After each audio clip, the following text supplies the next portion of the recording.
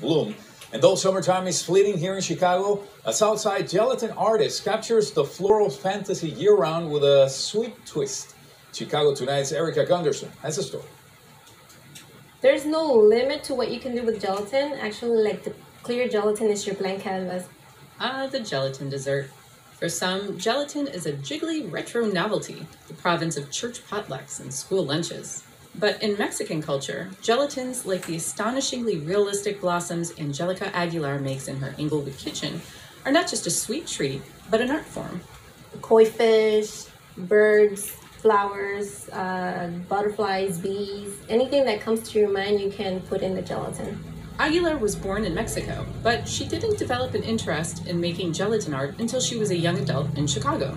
I started back in spring of 2008 when my dad was a general contractor back then. He was doing a rehab in the back of the yards area here in Chicago. And there were some vendors walking by selling these gelatins. And my dad brought some home.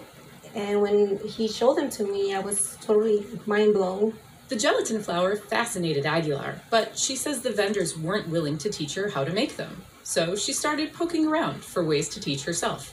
I would see pictures of gelatins, but there wasn't any reference on the recipes or the tools that you're able to use. So knowing just the basic recipe of gelatin, I did my work by experimenting and just poking the gelatin and seeing what was the reaction. Aguilar finds inspiration for her gelatin garden right outside her back door.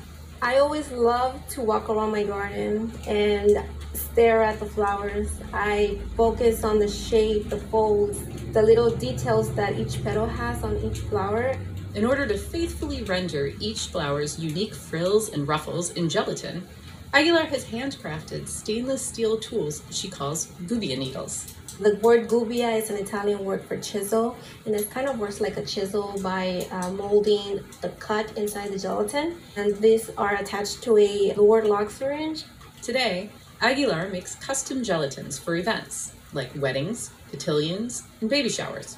She also teaches gelatin art classes. She even gave me a mini lesson in her kitchen.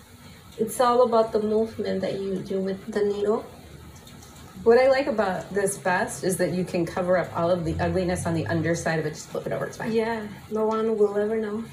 The results of my first foray into gelatin art might have been a little wobbly. You know, my first attempts at things have been worse before. I got a competition. Yeah. But I did find the process very calming. A lot of people find it